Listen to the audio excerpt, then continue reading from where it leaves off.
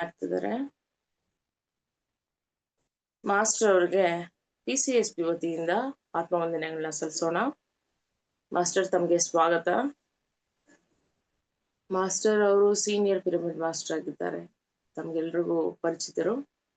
ಸುಮಾರು ಆತ್ಮಜ್ಞಾನವನ್ನ ಅವರು ಹಂಚ್ತಾ ಬರ್ತಾ ಇದ್ದಾರೆ PCSPಲಿ. ಹಾಗೆ ಮಾಸ್ಟರ್ ಅವರು ರಾಯಚೂರಿನಲ್ಲಿ ಸುಮಾರು ರ್ಯಾಲಿಗಳನ್ನ, ವೆಜಿಟೇರಿಯನ್ ರ್ಯಾಲಿನ, ಹಾಗೆ ಆಫ್ಲೈನ್ ಕ್ಲಾಸಸ್ನ ನಡೆಸ್ತಾ ಬರ್ತಿದ್ದಾರೆ. ಟ್ರಾನ್ಸ್ಲೇಟ್ ಮಾಡ್ತಾರೆ ಬುಕ್ಸ್ಗಳನ್ನ. ಹಾಗಾಗಿ ಅವರ ಸೇವೆ ಅಪಾರವಾಗಿ ಇದ್ದಾರೆ. ಮಾಸ್ಟರ್ ಈಗ ಅವರ ಒಂದು ಆತ್ಮಜ್ಞಾನ ನೀಡೋದಕ್ಕೆ ರೆಡಿ ಇದ್ದಾರೆ. ಮಾಸ್ಟರ್, ನಾವೆಲ್ಲರೂ ಆಲಿಸೋಣ. ಮಾಸ್ಟರ್, ತಮಗೆ ಸ್ವಾಗತ. PCSP ವತಿಯಿಂದ ಸ್ವಾಗತ. Over to you master. ನಮಸ್ತೆ ಮಾಸ್ಟರ್. ಬ್ರಹ್ಮರ್ಷಿ ಪಿತಾಮಹ ಸುಭಾಷ್ ಪತ್ರಿಜಿ ಅವರಿಗೆ ಕೋಟಿ ಕೋಟಿ ಪ್ರಣಾಮಗಳನ್ನು ಸಲ್ಲಿಸುತ್ತ pyramid call service Bengaluru YouTube ಮತ್ತು ಝೂಮ್ ವೀಕ್ಷಕರೆಲ್ಲರಿಗೂ ನಮಸ್ಕಾರಗಳನ್ನು ತಿಳಿಸ್ತಾ, ನಾವು ಒಂದು ಅದ್ಭುತ ಅವಕಾಶಕ್ಕೆ ಸ್ವಾಧ್ಯಾಯ, ಧ್ಯಾನದ ನಂತರ ಸ್ವಾಧ್ಯಾಯ, ಸರಿಯಾದ ಧ್ಯಾನ, ಸರಿಯಾದ ಆತ್ಮವಿಜ್ಞಾನ ಪುಸ್ತಕ ಮತ್ತು ಸಜ್ಜನ ಸಾಂಗತ್ಯ ಅಂದ್ರೆ ಸತ್ಯವನ್ನ ತಿಳಿದುಕೊಂಡಿರೋರು ಕಡೆಯಿಂದ ಇವೆಲ್ಲ ನಾವು ತಿಳ್ಕೊಳ್ಳೋದು ಮಾಡೋದು. ಸರಿಯಾದ ಧ್ಯಾನ ಮಾಡಿದಾಗ ಸರಿಯಾದ ಜ್ಞಾನ ನಮ್ಗೆ ಸಿಗುತ್ತೆ. ಈ ಒಂದು ಧ್ಯಾನ ಜಗತ್ ಪುಸ್ತಕದಿಂದ ನಾವೊಂದು ವಾರದಿಂದ ವಿಶೇಷವಾದ ಒಂದೊಂದು ಸಬ್ಜೆಕ್ಟ್ ಅನ್ನ ತಿಳ್ಕೊಂತ ಬಂದಿದ್ದೀವಿ. ಚಿಕ್ಕದಾಗಿ ಚೊಕ್ಕದಾಗಿ ಅತ್ಯದ್ಭುತವಾಗಿ ಬಹಳ ಸರಳದ ಜ್ಞಾನವನ್ನ ತಿಳ್ಕೊಂತ ನಾವು ಬಂದಿರ್ತಕ್ಕಂಥದ್ದು.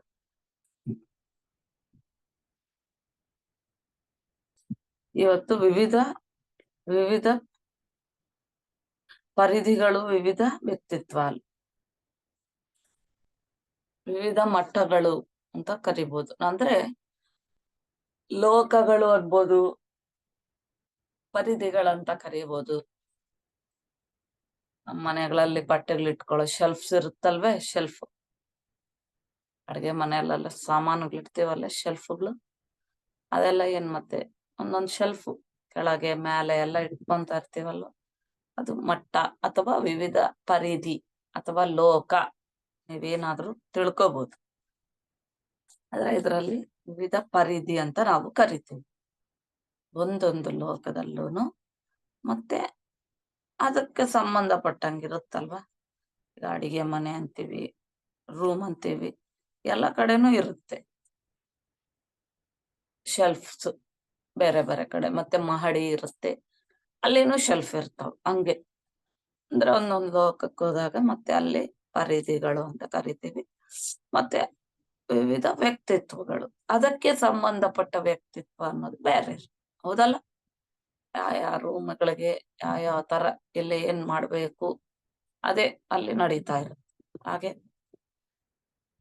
ವಿವಿಧ ವ್ಯಕ್ತಿತ್ವಗಳು, ಆ ವ್ಯಕ್ತಿತ್ವಗಳು ಹೇಗಿರುತ್ತೆ ಅಂತ ಹೇಳ್ಕೊಂಡು ಇದು ಡಾಸ್ಕಲೋಸ್ ಅನ್ನೋರು ನಮ್ಗೆ ನೀಡಿರೋದು. ಈ ಭೂಮಿಯ ಮೇಲೆ ಜನ್ಮ ತೆಗೆದುಕೊಂಡಿರೋ ಪ್ರತಿಯೊಬ್ಬರೂ ಸಹ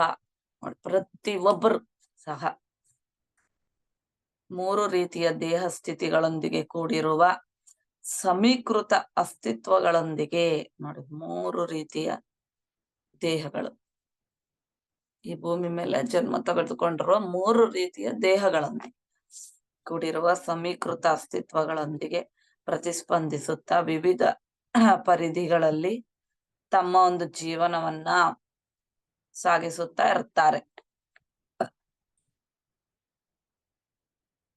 ಅವು ಯಾವ್ಯಾವು ಅಂದ್ರೆ ಸ್ಥೂಲ, ಮನೋಗತ ಮತ್ತು ವಿಜ್ಞಾನಮಯ ದೇಹ ಸ್ಥಿತಿಗಳು. ಸ್ಥೂಲ, ಮನ, ವಿಜ್ಞಾನಮಯ, ಈ 3 ರೀತಿಯ ದೇಹ ಸ್ಥಿತಿಗಳು ಇರುತ್ತೆ, ಎಲ್ಲರಿಗೂ ಇರುತ್ತೆ.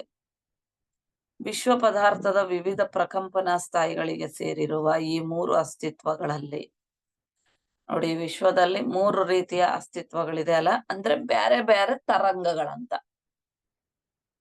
ಹೌದಲ್ಲ. ಭೂಮಿ ಮೇಲೆ ಭಾರ ಇರುತ್ತೆ, ಆಲೋಚನೆಗಳ ಹಗರ ಕಾಂತಿಗಿಂತ ವೇಗವಾಗಿ ಓಡ್ತವೇನೋ ಅನ್ನೋ ರೀತಿನಲ್ಲಿ ಓಡುತ್ತೆ ಆಲೋಚನೆ. ಹೌದಲ್ವಾ? ಅವೆಲ್ಲ ಬೇರೆ ಬೇರೆ ತರಂಗಗಳು. ಕನಸು ಬರುತ್ತೆ, ಅದೇ ಹೆಂಗಿರುತ್ತೆ, ಹೆಂಗ ಓಡ್ತಾ ಇರುತ್ತೆ ಅವು ನೋಡಿ. ಅವೆಲ್ಲ ತರಂಗಗಳ ಬೇರೆದಲ್ವಾ? ಹಂಗೆ ವಿಶ್ವ ಪದಾರ್ಥದ ವಿವಿಧ ತರಂಗದ ಸ್ಥಾಯಿಗಳಿಗೆ ಸೇರಿರುವ ಈ 3 ಅಸ್ತಿತ್ವಗಳಲ್ಲಿ ಸ್ಥೂಲ ದೇಹ ಅನ್ನೋದು ನಿಮ್ನ ಸ್ಥಾಯಿಗೆ ಸೇರಿರುವ 3ನೆಯ ಪರಿಧಿಗೆ, ಇದು 3ನೇ ಡೈಮೆನ್ಷನ್, 3ನೇ ಪರಿಧಿಗೆ ಮನೋಗತ ದೇಹ, ಮನೋಗತ ದೇಹ ಅನ್ನೋದು ಅದು ಯಾವ ಸ್ಥಾನದೊಂದಿಗೆ ಕೂಡಿರುತ್ತೆ ಅಂದ್ರೆ 4ನೇ ಸ್ಥಾನ. ಮತ್ತು ವಿಜ್ಞಾನಮಯ ದೇಹ ಅನ್ನೋದು ಉನ್ನತ ಸ್ಥಾನಕ್ಕೆ, ಉನ್ನತ ಸ್ಥಾಯಿಯೊಂದಿಗೆ ಕೂಡಿರುವ 5ನೆಯ ಪರಿಧಿಗೆ ಸೇರಿರುತ್ತವೆ. ಇದು 3ನೇದು ಮನಸ್ಸು, 4ನೇದು, 5ನೇದು ವಿಜ್ಞಾನಮಯ ದೇಹ. ಈ 3 ದೇಹ ಸ್ಥಿತಿಗಳು ಕೂಡ ಆಯಾ ಪರಿಧಿಗಳಿಗೆ ಸೇರಿರುವ ವಿಶ್ವ ನಿಯಮಗಳನ್ನು ಅನುಸರಿಸಿ ಯಾವ ಪರಿಧಿಗೆ ಸೇರಿರುವ ದೇಹದಲ್ಲಿದ್ದರೆ ಆ ಪರಿಧಿಗೆ ಸೇರಿರುವ ಪ್ರಕಂಪನ ಸ್ಥಾಯಿಯನ್ನು ಬಾಹ್ಯವಾಗಿ ಮತ್ತು ಅಂತರಂಗವಾಗಿ ಪ್ರದರ್ಶನ ಮಾಡುತ್ತಾ ಇರುತ್ತವೆ. ಅದಕ್ಕೆ ತಕ್ಕಂತೆ, ಹೌದಲ್ಲ, ಈ ದೇಹ ಸ್ಥಿತಿಯಲ್ಲಿದ್ರೆ ಅದಕ್ಕೆ ತಕ್ಕಂತೆ ಇದು ನಡ್ಕೊಡುತ್ತಾರೆ. ಇದೇ ಶರೀರ ಹಿಂಗೆ ಓಡಕ್ ಆಗುತ್ತೆ, ಪಟಕ್ಕಂತ ಇವಾಗ್ಲೇ ಮಾಯ ಆಗಬಿಡುತ್ತೆ. ಅದಕ್ಕೆ ಎಷ್ಟು ತರಂಗಗಳು ಬೇಕು, ಅದನ್ನ ಎಷ್ಟು ಹಗರ ಮಾಡ್ಬೇಕು. ಇದು ಭಾರ, ಇದು ಭಾರದ ಶರೀರ ಇಲ್ಲಿರುತ್ತೆ.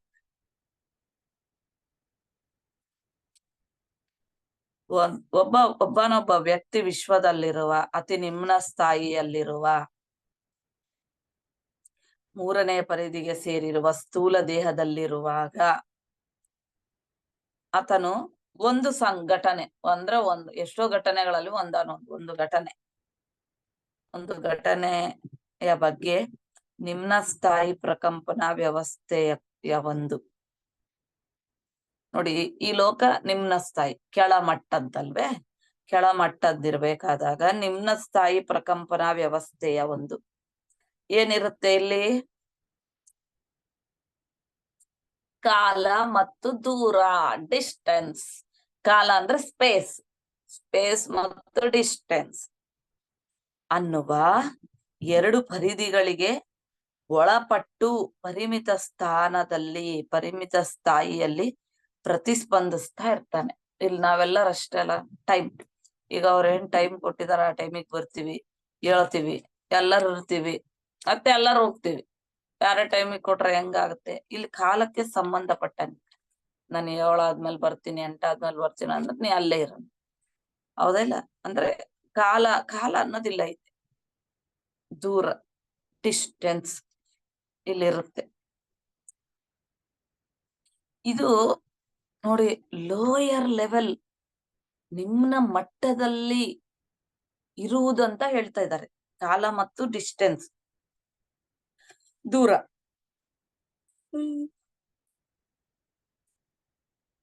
ಪ್ರತಿಸ್ಪಂದಿಸುತ್ತಾ ಇರುತ್ತದೆ. ಅದೇ ವ್ಯಕ್ತಿ ವಿಶ್ವದಲ್ಲಿರುವ ಮಧ್ಯಸ್ಥ ಪ್ರಕಂಪನ ಸ್ಥಾನದಲ್ಲಿರುವ ಅಂದ್ರೆ ಮನಸ್ಸಿನಲ್ಲಿ ಆ ಒಂದು ತರಂಗಗಳಲ್ಲಿರ್ಬೇಕಾದಾಗ, ಮನೋಗತ ದೇಹದಲ್ಲಿರ್ಬೇಕಾದಾಗ ಅದೇ ಘಟನೆಗಳ ಬಗ್ಗೆ ಆತ ಪ್ರತಿಸ್ಪಂದನೆ ಅನ್ನೋದು ಬೇರೆ ರೀತಿನಲ್ಲಿ ಇರುತ್ತೆ. ಏಕೆಂದರೆ 3ನೇ ಪರಿಧಿಗಿಂತಲೂ ಉನ್ನತ ಪ್ರಕಂಪನ ಸ್ಥಾಯಿಯಲ್ಲಿರುವ 4ನೇ ಪರಿಧಿ ದೂರ. ಇದು ಇಲ್ಲಿಂದ ಇಲ್ಲಿಗೆ ದೂರ ಇದೆ ಅಲ್ವಾ? ಡಿಸ್ಟೆನ್ಸ್, ದೂರ ಅನ್ನೋದು ತಟಸ್ಥವಾಗಿ ಇರುತ್ತದೆ, ಖಂಡಿತವಾಗಿ ಇರುತ್ತದೆ. ಅದರೊಂದಿಗೆ ಆತನು ತನ್ನ ಮಧ್ಯಸ್ಥ ಪ್ರಕಂಪನ ಸ್ಥಾಯಿಯೊಂದಿಗೆ ದೂರ ಅನ್ನುವ ಪರಿಧಿಯನ್ನ ದಾಟಿ ನೋಡಿ, ಅದನ್ನ ದಾಟಬೇಕಲ್ಲ, ಇಲ್ಲಿಂದ ದಾಟಬೇಕಲ್ಲ. ಆಲೋಚನೆಗಳು ನಮ್ ಕಣ್ಣಿಗೆ ಕಾಣದೇ ಇಲ್ಲ ಸರ್, ಅದರ ಮ್ಯಾನಿಫೆಸ್ಟೇಷನ್ ಕಾಣಿಸ್ತದ ಆದ್ಮೇಲೆ. ನೋಡಿ, ಆ ಮಧ್ಯಸ್ಥ ಪ್ರಕಂಪನ ಸಹಾಯದೊಂದಿಗೆ ದೂರ ಅನ್ನೋ ಪರಿಧಿಯನ್ನ ದಾಟಿ ಕೇವಲ ಕಾಲಕ್ಕೆ ಮಾತ್ರವೇ ಒಳಪಟ್ಟು ಪ್ರತಿಸ್ಪಂದಿಸ್ತಾ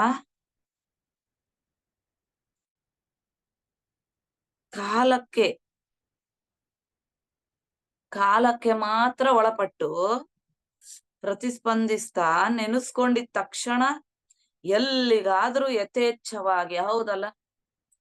ಈಗ ನಮ್ಗ 6 ಗಂಟೆಗೆ ಇಲ್ಲಿಗೆ ಬರ್ಬೇಕಂದ್ರೆ 6 ಗಂಟೆಗಂತ ನೆನೆಸ್ಕೋಬೇಕಿಲ್ಲಿ. ನೆನೆಸ್ಕೊಂಡೆ ಇಲ್ಲ ಅಂದ್ರೆ ಯಾರಕ್ ಹೆಂಗ್ ಬರ್ತೀವಿ?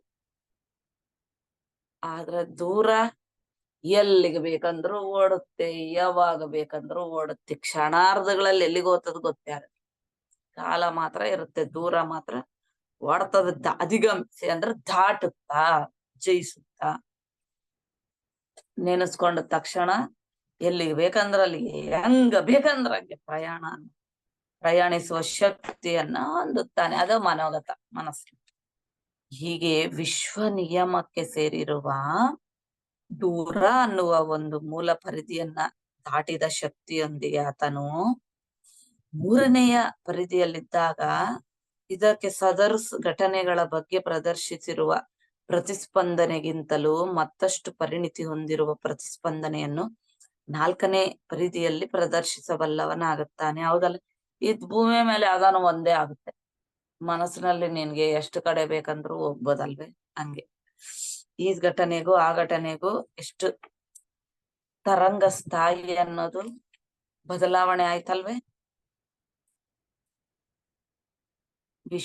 ಪ್ರಕಂಪನ ವ್ಯವಸ್ಥೆಯಲ್ಲಿ ಮತ್ತಷ್ಟು ಉನ್ನತ ಸ್ಥಾಯಿಗೆ ಸೇರಿರುವ ಐದನೇ ಪರಿಧಿ ಯಾವ್ದು ಹೇಳ್ಕೊಂಡ್ವಿ? ವಿಜ್ಞಾನಮಯ ದೇಹ. ಹೌದಾ ಅಲ್ವಾ? ವಿಜ್ಞಾನಮಯ ಉನ್ನತ ಸ್ಥಾಯಿಗೆ ಸೇರಿರುವ 5ನೇ ಲೋಕದಲ್ಲಿ, ಅಂದ್ರೆ 5ನೇ ಪರಿಧಿಯಲ್ಲಿ ಕಾಲ ಮತ್ತು ದೂರ ಅನ್ನೋದು ಎರಡೂ ಕೂಡ ತಟಸ್ಥವಾಗಿರುತ್ತವೆ. ಎರಡೂ ಸಹ ತಟಸ್ಥವಾಗಿರುತ್ತವೆ.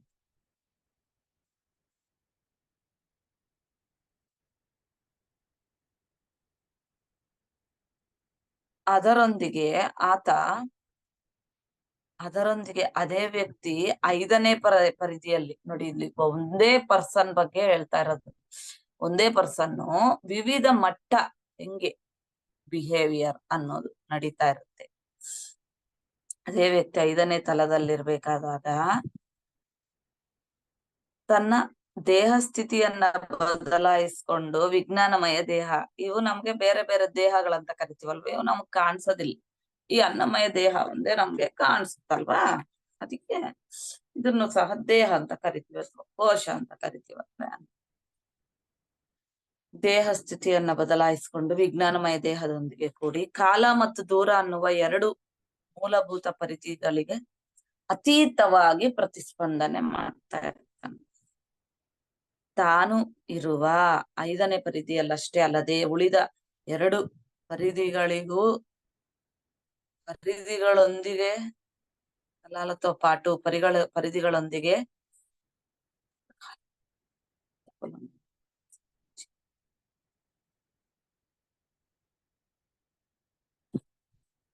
ನೋಡಿ, ಈ ಒಂದು ಪರಿಧಿನಲ್ಲಿ ವಿಜ್ಞಾನಮಯ ಕೋಶದಲ್ಲಿ ಹೆಂಗಿರುತ್ತೆ ಅಂದ್ರೆ ಸ್ವಲ್ಪ ಕಾಂತಿಯ ಒಂದು ಕೊಲಮಾನಾನ್ಯ ಅಂದ್ರೆ ಅಳತೆ, ಕಾಂತಿಯ ಒಂದು ಅಳತೆಯನ್ನ ಅನುಸರಿಸಿ ವಿಶ್ವದಲ್ಲಿರುವ ಅನೇಕ ಇತರ ತರಂಗಗಳ ವ್ಯವಸ್ಥೆಗಳಲ್ಲೂ ಸಹ ಯಥೇಚ್ಛವಾಗಿ ವಿಹರಿಸ್ತಾ ಇರ್ತಾನೆ.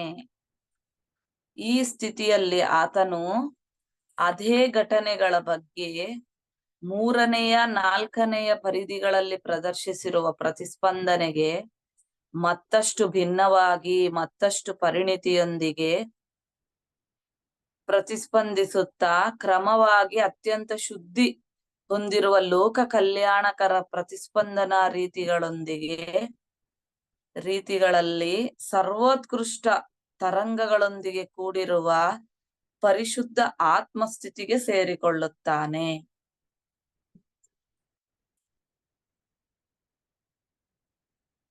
ನೋಡಿ 5ನೇ ಸ್ಥಿತಿಯಲ್ಲಿ ಹೇಗಿರುತ್ತೆ ಅಂದ್ರೆ ಈ ಮೂರನೇ ಒಂದು ಪರಿಧಿಯಲ್ಲಿ ಮತ್ತು 4ನೇ ಪರಿಧಿಯಲ್ಲಿ ಅದೇ ಘಟನೆಗಳು ಪ್ರದರ್ಶಿಸುವ ಪ್ರತಿಸ್ಪಂದನೆಗೆ ಮತ್ತಷ್ಟು ಭಿನ್ನವಾಗಿ ಅಲ್ಲಿ ಪ್ರತಿಸ್ಪಂದನೆ ಮಾಡ್ತಾ ಇರ್ತಾರೆ.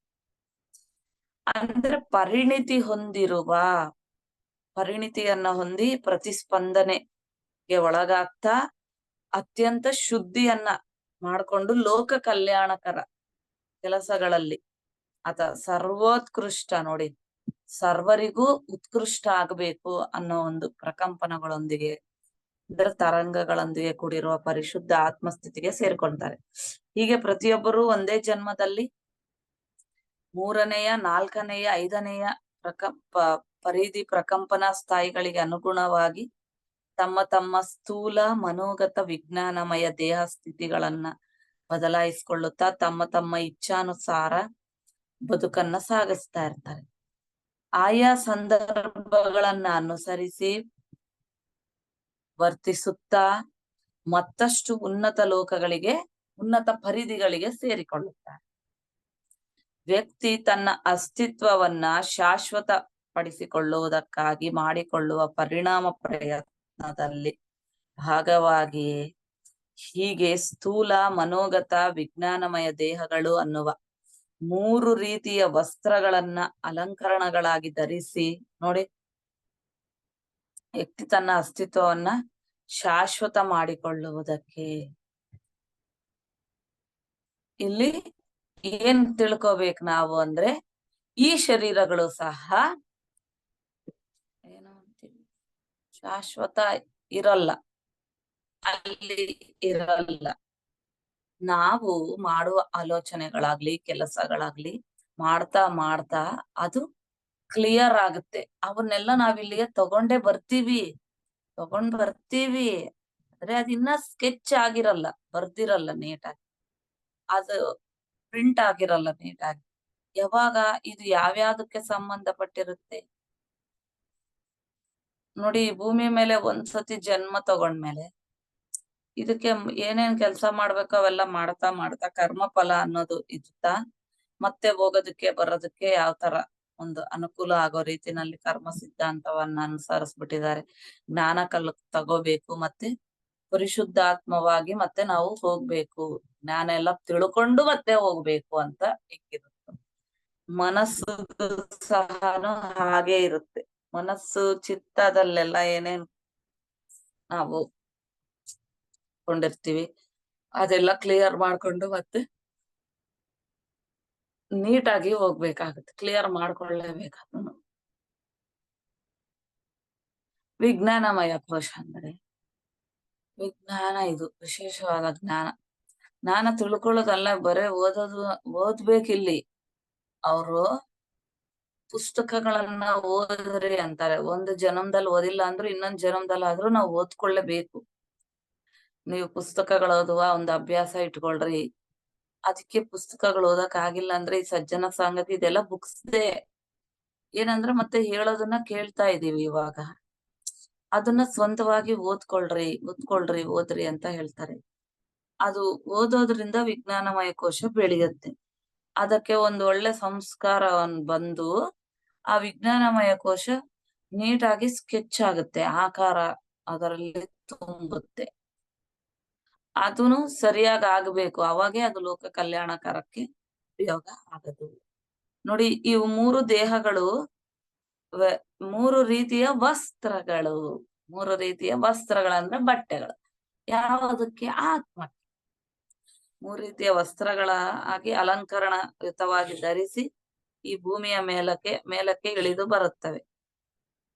ಒಂದು ಸ್ಥೂಲ ದೇಹದಲ್ಲಿರುವಾಗ ಅತಿ ನಿಮ್ನ ಸ್ಥಾಯಿ ಪ್ರತಿಸ್ಪಂದನೆಗಳಾದ ನೋಡಿ, ನಿಮ್ನ ಸ್ಥಾಯಿ ಅಂದ್ರೆ ಕೆಳಮಟ್ಟ ಸ್ಥಾಯಿ, ಮಾತುಗಳು ಅಂದ್ರೇನೆ ಕೆಳಮಟ್ಟ ಸ್ಥಾಯಿ.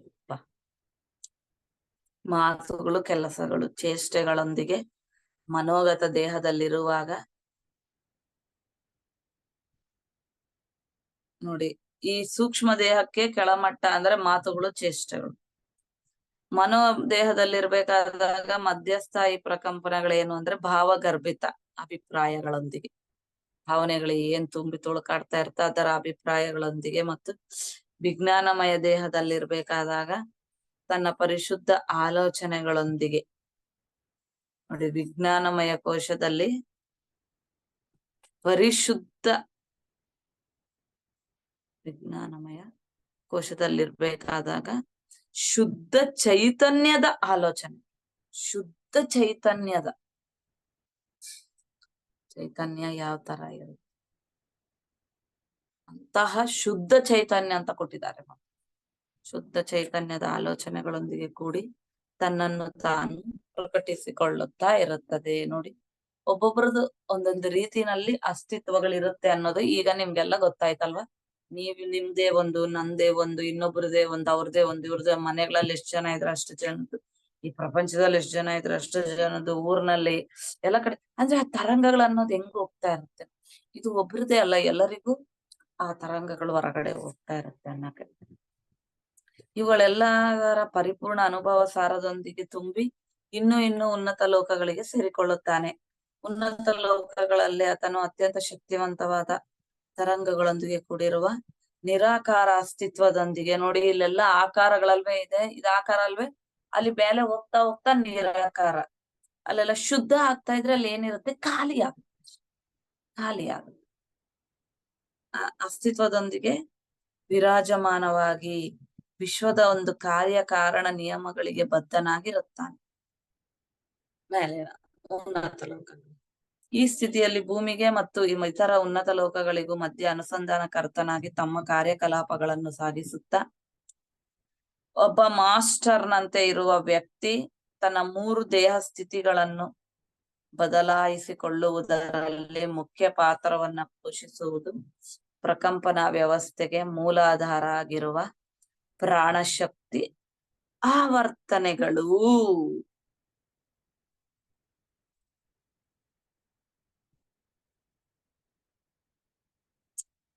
ನೋಡಿ, ಈ ದೇಹ ಸ್ಥಿತಿಗಳೆಲ್ಲ ಬದಲಾವಣೆ ಆಗಬೇಕು ಅಂದ್ರೆ ಮೇನ್ ಇಲ್ಲಿ ಏನ್ ಬೇಕು ನಮಗೆ, ಪ್ರಾಣಶಕ್ತಿ. ಆ ಪ್ರಾಣಶಕ್ತಿ ಅನ್ನೋದನ್ನ ನಾವ್ ಯಾವ್ಯಾವ ತರ ತಗೊಂತೀವಿ, ಅದೇ ಮೂಲ. ಈ ಎಲ್ಲಾ ಅಸ್ತಿತ್ವಗಳಿಗೆ ಬದಲಾವಣೆ ಆಗಬೇಕು ಅಂದ್ರೆ, ಬೆಳಿಬೇಕಂದ್ರೆ ಪ್ರಾಣಶಕ್ತಿಯ ಒಂದು ಮೂಲ. ಪ್ರಾಣಶಕ್ತಿ ಆವರ್ತನೆಗಳು ಅಂದ್ರೆ ಟಾರ್ಚ್ ಲೈಟ್ ಮತ್ತು ಬ್ಯಾಟರಿಗಳಿಗೆ ಮಧ್ಯ ಇರುವ ಅನುಬಂಧದಂತೆ. ನೋಡಿ, ಟಾರ್ಚ್ ಲೈಟ್ ಮತ್ತೆ ಬ್ಯಾಟ್ರಿ, ಅದೆಲ್ಲ ಬ್ಯಾಟ್ರಿ ಸರಿಗೆ ಹಾಕಿ ಆನ್ ಮಾಡಿದ್ರೆ ಆನ್ ಆಗ್ತದ, ಹಂಗೆ ಟಾರ್ಚ್ ಲೈಟ್. ಇಲ್ಲ ಅಂದ್ರೆ ಬ್ಯಾಟ್ರಿ ಇಲ್ಲಂದ ಹೆಂಗ್ ಆನ್ ಆಗ್ತದ, ಹಂಗೆ ಈ ಪ್ರಾಣಶಕ್ತಿ ಇದ್ದರೇನೆ ಅದು ವರ್ಕ್ ಆಗತ್ತಂತ. ಮಧ್ಯೆ ಇರುವ ಅನುಬಂಧದಂತೆ ಸ್ಥೂಲ ಮನೋಗತ ವಿಜ್ಞಾನಮಯ ದೇಹಗಳೊಂದಿಗೆ ಅನುಸಂಧಾನವಾಗಿರುತ್ತೆ. ಪ್ರಾಣಶಕ್ತಿ ಆವರ್ತನೆಗಳು ಬಲವಾಗಿರುವಾಗ ಆಯಾ ದೇಹ ಸ್ಥಿತಿಗಳಲ್ಲಿರುವ ವ್ಯಕ್ತಿ ತದನುಗುಣವಾಗಿ ಪ್ರತಿಸ್ಪಂದನೆಯನ್ನು ತೋರಿಸುತ್ತಾ, ನೋಡಿ ಎಷ್ಟು ಹೆಚ್ಚಿಗೆ ತಗೊಂಡಾಗ ಆ ವ್ಯಕ್ತಿ ಅದಕ್ಕೆ ತಕ್ಕಂತೆ ಪ್ರತಿಸ್ಪಂದಿಸಿ ಅದಕ್ಕಿಂತಲೂ ಉನ್ನತ ಪ್ರಕಂಪನ ಪರಿಧಿಗೆ ಸೇರಿಕೊಳ್ಳುತ್ತಾ ಇರುತ್ತಾನೆ. ಪ್ರಾಣಶಕ್ತಿ ತಗೊಳ್ಳೋದ್ರಲ್ಲಿ ಕ್ಷೀಣತೆ ಕಡಿಮೆ ಏರ್ಪಟ್ಟಾಗ ಆತನು ಅದಕ್ಕೆ ಅನುಗುಣವಾಗಿ ಪ್ರತಿಸ್ಪಂದಿಸುತ್ತಾ ನಿಮ್ನ ಲೋಕದಲ್ಲಿ, ನಿಮ್ನ ಪರಿಧಿಗಳಲ್ಲಿ ಬಿದ್ದು ಹೋಗುತ್ತಾ ಒಡ್ಕೊಂಡು ಹೋಗ್ತಾ ಇರ್ತಾನೆ. ನೋಡಿ, ನಾವೇ ಆಗ್ಲಿ ಏನೋ ಖುಷಿಯಿಂದ ಇರ್ಬೇಕಾದಾಗ ಆಗ್ಲಿ, ಅಥವಾ ಏನಪ್ಪಾ ಇವತ್ತು ನಿದ್ರೆ ಚೆನ್ನಾಗಾಗಿ ಎದ್ದಿದ್ದಾಗ, ಎಲ್ಲ ಕೆಲ್ಸ ಚೆನ್ನಾಗ್ ಮಾಡ್ಕೊಂತ ಇದ್ದಾಗ, ಜ್ಞಾನಯುತವಾಗಿದ್ದಾಗ ಯಾವ ತರ ಆಲೋಚನೆ ಮಾಡ್ತೀವಿ, ಮತ್ತೆ ಒಂದೇ ಕ್ಷಣಕ್ಕೆ ಠಾಪ್ ಅಂತ ಬಿದ್ದೋಗ್ತಿವಿ. ನಮ್ಗೇನ್ ಗೊತ್ತಿಲ್ಲ ಅಂದಾಗ, ನಮಗ್ ಬೇಕಿದ್ದಾಗಿಲ್ಲ ಅಂದಾಗ, ಇನ್ನೇನೋ ಬಯಸ್ದಾಗ ಎಲ್ಲ ಚೆನ್ನಾಗಿರುತ್ತೆ, ಬೈಕೆ ಒಂಚೂರು ಹೆಚ್ಚಿಗಾದಾಗ ಆಯ್ತು. ಇನ್ನೊಬ್ರ ಬಗ್ಗೆ ಆಲೋಚನೆಗಳಾಗ್ಲಿ, ನಮ್ ಬಗ್ಗೆ ನಮ್ಗೆ ಆಲೋಚನೆ ಕ್ಷಣಾರ್ಧಗಳ ನಾವೇ ಅನ್ಕೊಂತಾ ಇರ್ತೀವಿ. ಮತ್ತೆ ಇವಾಗ ತಾನೇ ಚೆನ್ನಾಗಿತ್ತಲ್ಲ, ಏನಾಯ್ತು ಇದ್ದಕ್ಕಿದ್ದಂಗೆ ನೋಡಿ ಏನಾಗ್ತಾ ಇದೆ ಅಲ್ಲಿ. ಆ ಒಂದು ಈ ಅಸ್ತಿತ್ವಗಳಲ್ಲಿ ಏನೇನ್ ಬದಲಾಗ್ತಾ ಅದೆಲ್ಲ ಪ್ರಭಾವ ಬೀರ್ತಾ ಇದೆ ಇಲ್ಲಿ. ಅದೆಲ್ಲ ಕ್ಲೀನ್ ಆಗ್ಬೇಕು, ಶುದ್ಧಿ ಆಗ್ಬೇಕು. ನಾವು ಮಾಡಿಲ್ಲ ಅಂದ್ರೂ ಅದು ಮಾಡಿಸುತ್ತಲ್ವೇ, ಪ್ರಕಂಪನೆಗಳು ಹೆಂಗಿದ್ರೆ ಹಂಗೆ. ಒಂದು ವೇಳೆ ಚೈತನ್ಯದ ಅರಿವಿನೊಂದಿಗೆ ಈ ಅನರ್ಥವನ್ನು ನೆನೆಸ್ಕೊಂಡರೆ, ನೋಡ್ರಿ ನಮ್ಗೆ ಅನ್ಸುತ್ತೆ ನೆನೆಸ್ಕೊಂಡರೆ, ಆತ ಮತ್ತೆ ಪ್ರಾಣಶಕ್ತಿ ಪುನರುಜ್ಜೀವನಗೊಳ್ಳುವ, ಯಾಕೋ ನಂಗೊಂಥರ ಆಗ್ತಾ ಇದೆ ಅಂದ್ಗುಡ್ಲೆ ಇವಾಗ ನಿಮ್ಮಂತವ್ರು ಏನ್ ಮಾಡ್ತೀವಿ, ಧ್ಯಾನಕ್ಕೆ ಕೂತ್ಕೊಂತೀವಿ. ಏನೇ ಬದಲಾವಣೆ ಜೀವನದಲ್ಲಿ ಬಂದ್ರುನು ಮತ್ತೆ ಧ್ಯಾನದಲ್ಲೇ ಬರ್ತೀವಿ. ಪುನರುಜ್ಜೀವಿಸುವ ಚರ್ಯಗಳನ್ನ ಕೈ ಹಿಡಿಯುತ್ತಾನೆ. ಇಲ್ಲದೆ ಹೋದರೆ ಆತನ ವಿವಿಧ ದೇಹಗಳ ಒಂದು ಪ್ರಾಣಶಕ್ತಿ ಆವರ್ತನೆಗಳು ಕ್ರಮಕ್ರಮವಾಗಿ ಕ್ಷೀಣಿಸಿ ತಮ್ಮ ಶರೀರಗಳನ್ನು ಸಹ ಕ್ಷೀಣಿಸುವ ಹಾಗೆ ಮಾಡಿಕೊಂಡು ಕೊನೆಗೆ ಅವುಗಳೊಂದಿಗೆ ಸಂಬಂಧ ಪೂರ್ತಿಯಾಗಿ ಏನಂತೀವಿ,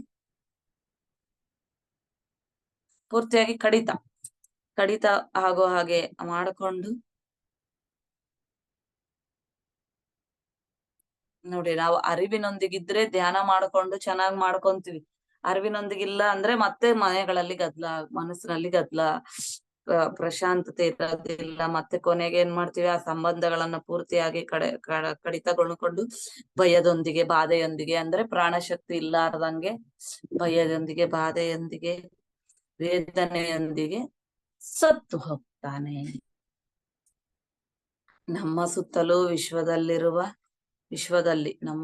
ವಿಶ್ವದಲ್ಲಿ ವಿಶೇಷವಾಗಿ ತುಂಬಿರುವ ಈ ಒಂದು ಪ್ರಾಣಶಕ್ತಿಯ ತುಂಬಿರೋದು ಅಂದ್ರೇನು, ತುಂಬಿ ಇಟ್ಕೊಂಡಿರೋದು, ತುಂಬಿಸಿಟ್ಕೋಬೇಕು. ಯಾವಾಗ್ಲೂ ಬ್ಯಾಲೆನ್ಸ್ ಆಗಿರ್ಬೇಕು, ಹೆಚ್ಚಿಗಿರ್ಬೇಕು. ತುಂಬಿದ್ದಾಗ ಶರೀರದಲ್ಲಿ ಗ್ರಹಿಸುವುದಕ್ಕೆ ಸೂರ್ಯೋದಯ ಸಮಯಗಳು ಬಹಳ ಅನುಕೂಲವಾಗಿರುತ್ತವೆ. ಯಾವ್ದಲ್ಲ, ವಿಶೇಷವಾಗಿ ನಾವು ತುಂಬಿಸ್ಕೊಳ್ಳೋದಕ್ಕೆ ಪ್ರಾಣಶಕ್ತಿ ಯಾವ ಸಮಯ ಅಂದ್ರೆ ವಿಶೇಷವಾಗಿ ಸೂರ್ಯೋದಯ ಸಮಯ ಅಂತ ಹೇಳ್ತಾರೆ. ಅರುಣೋದಯ ನೋಡಿ, 3 ಗಂಟೆ 4 ಗಂಟೆ 5 ಗಂಟೆ ಸಮಯ ಅಂದ್ರೇನೆ ಸೂರ್ಯೋದಯ ಸಮಯ, ಅರುಣೋದಯ ಸಮಯ. ಹಗಲು ಸೂರ್ಯಾಸ್ತಮಯ ಮತ್ತು ರಾತ್ರಿ ಸಮಯಗಳಲ್ಲಿ ನೋಡಿ ಪ್ರಾಣಶಕ್ತಿ ತುಂಬಿರೋದು ಅನ್ನೋದು ಅಧಿಕವಾಗಿರುತ್ತೆ. ಅಲ್ಲಿವರೆಗೂ ಗದ್ದಲ ಜಾಸ್ತಿ ಇರುತ್ತೆ. ಆವಾಗ ಪ್ರಕಂಪನ ತರಂಗಗಳು ಕಡಿಮೆ, ಆಲೋಚನೆ ಆಗ್ಬೋದು. ಇನ್ನೊಂದು ಎಲ್ಲ ನಿದ್ರೆ ಮಾಡ್ತಾ ಇರ್ಬೇಕಾದಾಗ ಅವಾಗ ಸ್ವಲ್ಪ ಧ್ಯಾನ ಮಾಡ್ರಿ. ಯಾಕೆ ಹೇಳ್ತಾರೆ ಅಂದ್ರೆ ನಿರಾಳವಾಗಿರುತ್ತೆ. ಅಂದ್ರೆ ಮನೆಗಳಲ್ಲೇ ಆಗ್ಲಿ, ಮಕ್ಕಳ ಜೊತೆ ಇರೋ ತಾಯಿ ತಂದೆಗಳು ಇಷ್ಟು ಗದ್ದಲ ಅಂದ್ರೆ ಗದ್ದಲ, ಹೊಡಿತಾರೆ, ಬೈತಾರೆ, ಶಾಲೆ ಕಳಿಸ್ಬೇಕು, ಅವ್ರು ಹೇಳಿದ್ದು ಕೇಳ್ಬೇಕು, ಇವ್ರು ಹೇಳಿದ್ದು ಕೇಳೋದಿಲ್ಲ, ಇಷ್ಟು ಗದ್ದಲ ಅಂದ್ರೆ ಗದ್ದಲ ಇರುತ್ತೆ. ಈ ಕಡೆ ಏನು ಮಾಡಕ್ಕಾಗಲ್ಲ. ನಾವ್ ಎಷ್ಟು ಪ್ರಶಾಂತತೆ ಬಯಸಿದ್ರು ಸಿಗುತ್ತೆ, ಅಲ್ಲಿ ಏನ್ ನಡಿಬೇಕೋ ಅದ್ ನಡೀತಾನೆ ಇರ್ತದಕ್ಕೆ. ಎಷ್ಟು ಸಹನ ಶಕ್ತಿ ಅನ್ನೋದನ್ನು ಬಹಳ ಇಂಪಾರ್ಟೆಂಟ್ ಅಲ್ವಾ. ಆ ಸಹನ ಶಕ್ತಿಯ ಒಂದು ನೋಡಿ, ಪ್ರಾಣ ಶಕ್ತಿಯ ಒಂದು ಇರುವಿಕೆ ಇದ್ದಾಗ ಸಹನ ಶಕ್ತಿ ವರ್ಕ್ ಆಗುತ್ತೆ. ಇಲ್ಲಾಂದ್ರೆ ಅದು ವರ್ಕ್ ಆಗೋದಿಲ್ಲ. ಅದು ಶಕ್ತಿ ಇದ್ದಂಗೆ ಇವೆಲ್ಲ ಸಹನ ಶಕ್ತಿ. ನಾವು ವೃದ್ಧಾತ್ಮಗಳನ್ನೋದು ಸಹನ ಶಕ್ತಿಯ ಪ್ರತಿರೂಪಗಳಂತ ತಿಳ್ಕೊಂಡಿದೀವಲ್ವೇ ಮೊನ್ನೆ ಕಾನ್ಸೆಪ್ಟ್. ಮತ್ತೆ ನಾವ್ ಅಲ್ಲಿಗೆ ಹೋಗ್ಬೇಕಂದ್ರೆ ಎಷ್ಟು ಸಹನೆ ಬೇಕಲ್ವೇ, ಅಧಿಕವಾಗಿರುತ್ತದೆ. ಆದರೆ ಆಯಾ ಸಂದರ್ಭಗಳಲ್ಲಿ ನಮ್ಮ ಶರೀರ ಪ್ರಾಣಶಕ್ತಿಯನ್ನ ಗ್ರಹಿಸುವುದಕ್ಕೆ ಸಂಸಿದ್ಧವಾಗಿ ಇರದು. ಆದರೆ ಧ್ಯಾನ ಇದಕ್ಕೆ ವಿಭಿನ್ನವಾಗಿ ಆ ಸಮಯಗಳಲ್ಲಿ ಪ್ರಾಣಶಕ್ತಿಯನ್ನ ಗ್ರಹಿಸುವುದಕ್ಕೆ ಶರೀರವನ್ನ ಅನುಕೂಲವಾಗಿ ಬದಲಾಯಿಸುತ್ತೆ. ನೋಡಿ, ಯಾವಾಗ ಬೇಕಂದ್ರೆ ಅವಾಗ ಪ್ರಾಣಶಕ್ತಿ ಬರುತ್ತದೆ. ಬೆಳಿಗ್ಗೆ ಹೊತ್ತು, ರಾತ್ರಿಗಳ ಹೊತ್ತು ನಾವು ನಿದ್ದೆ ಮಾಡಿದಾಗ್ಲಿ, ಹಾಯಾಗಿದ್ದಾಗ್ಲಿ ನಾವು ಧ್ಯಾನ ಮಾಡ್ಲಿ ಬಿಡ್ಲಿ, ಆ ಟೈಮಲ್ಲಿ ಸ್ವಲ್ಪ ನಿದ್ರೆನಲ್ಲಿ ಅವಾಗೆಲ್ಲ ಪ್ರಾಣಶಕ್ತಿ ಬರುತ್ತೆ. ಮತ್ತೆ ಬೇರೆ ಟೈಮ್ಗಳಲ್ಲಿ ಹೆಂಗ್ ತಗೋಬೇಕು? ಧ್ಯಾನದ ಮೂಲಕ ಇನ್ನ ಹೆಚ್ಚಿಗೆ ತಗೋಬಹುದು. ಅದೇ 3 ಗಂಟೆ 4 ಗಂಟೆ ಸಮಯದಲ್ಲಿ ಬೆಳಿಗ್ಗೆ ಸಾಧನೆ ಮಾಡಿ ಇನ್ನ ಹೆಚ್ಚಿಗೆ ನಾವು ಧ್ಯಾನ ಮಾಡಿದಾಗ ತಗೋಬಹುದು ಅಂತ ಹೇಳ್ತಿದ್ದಾರೆ. ನಮ್ಮ ಸ್ಥೂಲ, ಮನೋಗತ, ವಿಜ್ಞಾನಮಯ ದೇಹಗಳು 3 ಏಕಕಾಲದಲ್ಲಿ ಸೇರಿರುತ್ತಾ ನಮ್ಮ ಪ್ರಸ್ತುತ ಜನ್ಮ ವ್ಯಕ್ತಿತ್ವವನ್ನ ಪ್ರಕಟಿಸಿಕೊಳ್ಳುತ್ತಾ ಅವು ಯಾವುಗಳೊಂದಿಗೆ ತಮ್ಮದೇ ಆಗಿರ್ತಕ್ಕಂಥ ಪ್ರತ್ಯೇಕವನ್ನ ಹೊಂದಿರುತ್ತವೆ. ಹಾಗಾಗಿ ನಾವು ನಮ್ಮ ಸ್ಥೂಲ ಶರೀರವನ್ನ ತ್ಯಜಿಸಿದ ನಂತರ ಮನೋಗತ ಶರೀರಗಳಾದ ಭಾವಗರ್ಭಿತ ಅಭಿಪ್ರಾಯಗಳೊಂದಿಗೆ ಕೂಡಿ ಮನೋಗತ ಲೋಕಗಳಲ್ಲಿ ಪೂರ್ತಿ ಅರಿವಿನೊಂದಿಗೆ ಇರುತ್ತೇವೆ. ನೋಡಿ, ಈ ದೇಹ ಬಿಟ್ಟೋದ್ರು ಮನೋಗತ ಲೋಕಗಳಲ್ಲಿ ನಾವಿರ್ತೀವಿ. ಈ ಮನೋಗತ ಶರೀರವನ್ನು ಕೂಡ ತ್ಯಜಿಸಿದ ನಂತರ ನೋಡಿ, ಅದನ್ನು ತ್ಯಜಿಸ್ಬೇಕು. ಆಲೋಚನೆಗಳಿಂದ ಮುಕ್ತಿ ಆಗ್ರಿ ಅಂತ ಗುರುಗಳು ಇಲ್ಲಿಂದಾನೇ ಯಾಕೆ ಹೇಳ್ತಾ ಇದ್ದಾರೆ ಅಂದ್ರೆ ನೋಡಿ, ಬೇಗ ಆ ಲೋಕಕ್ಕೆ ನಾವು ಎಲ್ಲೂ ಹೋಗಲಾರ್ದಂಗ ಸೀದಾ ಡೈರೆಕ್ಟ್ ಹೋಗೋದಕ್ಕೆ ದಾರಿ ಅದು. ಮತ್ತೆ ಅರಿವಿನೊಂದಿಗೆ ಸರ್ವೋತ್ಕೃಷ್ಟ ನಿಗೂಢ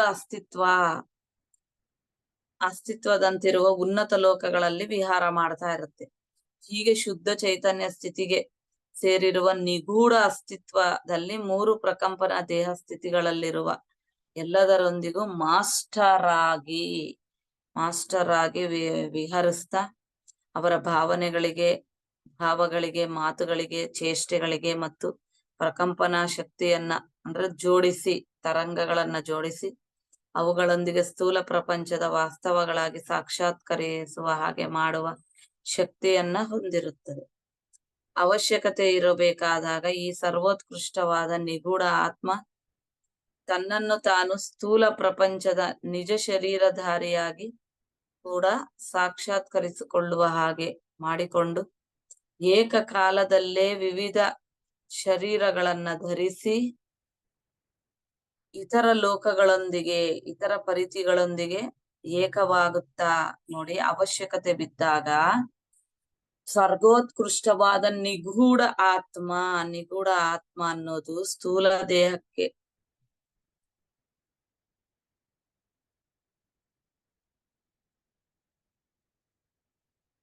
ಆ ಒಂದು ಸರ್ವೋತ್ಕೃಷ್ಟವಾದ ಆತ್ಮ ಅನ್ನೋದು ಏನ್ ಮಾಡುತ್ತೆ ಅಂದ್ರೆ ಸೀದಾ ಈ ಭೌತಿಕ ಶರೀರದಲ್ಲಿ ಸಾಕ್ಷಾತ್ಕಾರ ಮಾಡಿಕೊಂಡು ಏಕಕಾಲದಲ್ಲೇ ವಿವಿಧ ಶರೀರಗಳನ್ನ ಒಂದೇ ಕಾಲದಲ್ಲಿ ಧರಿಸ್ಕೊಂಡು ಉನ್ನತ ಇತರ ಪರಿಧಿಗಳೊಂದಿಗೆ ಏಕವಾಗುತ್ತಾ ಲೋಕ ಕಲ್ಯಾಣ ಕೆಲಸಗಳನ್ನ ಮಾಡೋದಕ್ಕೆ ಕಾರಣವಾಗುತ್ತದೆ ಅಂತ ಹೇಳ್ತದೆ ನೋಡಿ. ಒಂದೇ ಸತಿ ಎಲ್ಲ ಮಲ್ಟಿ ಡೈಮೆನ್ಷನಲ್ಸ್ ಅಂದ್ರೆ ಗೊತ್ತಿದ್ದು ಆಗೋದಿವೆಲ್ಲ, ಗೊತ್ತಿಲ್ಲಾರ್ದೇನ್ ನಡೀತಾ ಇರುತ್ತೆ. ಗೊತ್ತಿದ್ದು ಆದಾಗ ತನ್ ಮನ್ ಧನ್ ಎಲ್ಲ ಕರಿತೀವಲ್ವೇ, ಹಂಗೆ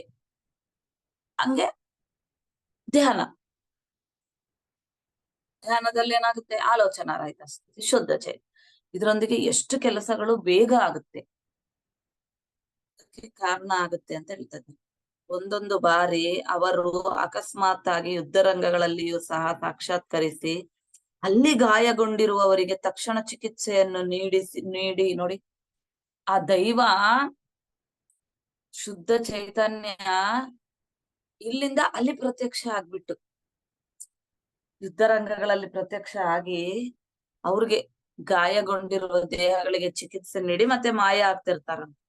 ಈ ರೀತಿ ಜರುಗುತ್ತಾ ಇರುತ್ತವೆ. ಇವು ಏಕಕಾಲದಲ್ಲಿಯೇ ತಮ್ಮ ಬಹುಮುಖ ಪ್ರಜ್ಞಾ ಪ್ರದರ್ಶನಗಳನ್ನ ಹೊಂದಿ ಸರ್ವೋತ್ಕೃಷ್ಟವಾದ ನಿಗೂಢ ಆತ್ಮ ಒಂದು ಶರೀರದೊಂದಿಗೆ ವಿವಿಧ ಪ್ರದೇಶಗಳಲ್ಲಿ ನೋಡಿ, ಒಂದೇ ಶರೀರದೊಂದಿಗೆ ವಿವಿಧ ಪ್ರದೇಶಗಳಲ್ಲಿ ಗುರುಗಳನ್ನ ಅವ್ರು ಹಿಂಗೆ ಮಾಡ್ತಾ ಇರ್ತಾರಲ್ವೇ. ಒಂದೇ ಶರೀರ ಇರುತ್ತೆ, ಬೇರೆ ಬೇರೆ ಕಡೆ ಅವರು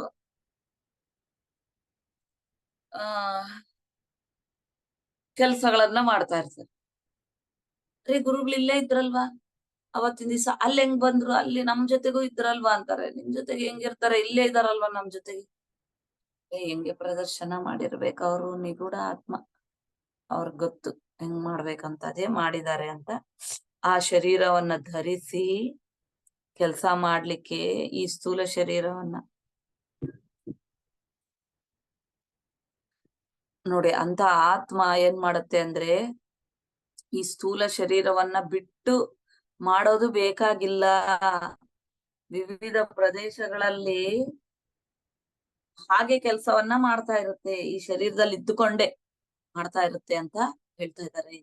ಅದು ತನ್ನ ಶಕ್ತಿ ಪ್ರಕಂಪನ ಚಾತುರ್ಯದೊಂದಿಗೆ ಒಂದೇ ಹೋಲಿಕೆಗಳನ್ನು ಹೊಂದಿರುವ ವಿವಿಧ ಸಾರೂಪ್ಯ ದೇಹಗಳನ್ನ ನೋಡಿ, ಒಂದೇ ಹೋಲಿಕೆ ಹೊಂದಿರುವ ವಿವಿಧ ಸಾರೂಪ್ಯ ದೇಹಗಳನ್ನ, ಅದೇ ತರ ದೇಹಗಳು ಬೇರೆ ಬೇರೆ ಕಡೆ ಸೃಷ್ಟಿ ಮಾಡಿಕೊಂಡು ಅನೇಕ ಪರಿಧಿಗಳಲ್ಲಿ ಏಕಕಾಲದಲ್ಲಿ ಸೃಷ್ಟಿಸಿಕೊಳ್ಳುತ್ತಾ ತನ್ನ ಕೆಲಸವನ್ನ ತಾನೇ ಮಾಡಿಕೊಳ್ಳುತ್ತುವ ಸಾಮರ್ಥ್ಯವನ್ನ ಹೊಂದಿರುತ್ತದೆ. ಒಂದೊಂದು ಬಾರಿ ಅದು ಕಡಿಮೆ ಪ್ರಕಂಪನ ಸ್ಥಾಯಿಗಳಿಗೆ ಸೇರಿರುವ ತಲಗಳಲ್ಲಿ ಕೆಲಸ ಮಾಡ್ತಾ ಇರ್ಬೇಕಾದಾಗ ಆಯಾ ಲೋಕಗಳಿಗೆ ಸಂಬಂಧಿಸಿರುವ ಪರಿಮಿತ ದೇಹಗಳಲ್ಲಿದ್ದರೂ ಬೇರೆ ಬೇರೆ ದೇಹಗಳಲ್ಲಿದ್ದರೂ ಉನ್ನತವಾದ 5ನೇ ಪರಿಧಿಯಲ್ಲಿ ಕೆಲಸ ಇದ್ದಾಗಲೂ ಸಹ ಕೆಲಸ ಮಾಡುತ್ತಿರುವಾಗ ಮಾತ್ರ ಸ್ಥೂಲ ಮನೋಗತ ವಿಜ್ಞಾನಮಯ ಶರೀರಗಳ ಪ್ರಾಣಶಕ್ತಿಯ ಒಂದು ಆವರ್ತನೆಗಳ ಸಂಯೋಗದೊಂದಿಗೆ ಅತ್ಯಂತ ಶಕ್ತಿಯುತವಾಗಿ ಕೆಲಸ ಮಾಡುವ ದೇಹ ಸ್ಥಿತಿಯನ್ನ ಹೊಂದಿರುತ್ತದೆ. ನೋಡಿ, ಒಂದೊಂದು ಬಾರಿ ಹೆಂಗಿರುತ್ತೆ ಅಂದ್ರೆ ಇದೆಲ್ಲ ನಮ್ಗ ಜ್ಞಾನ, ನಾವು ಜ್ಞಾನ ಪಡ್ಕೊಂಡಿರ್ಬೇಕು, ಮಾಡೋದಕ್ಕೆ ಬರ್ಬೇಕು ಇವೆಲ್ಲ.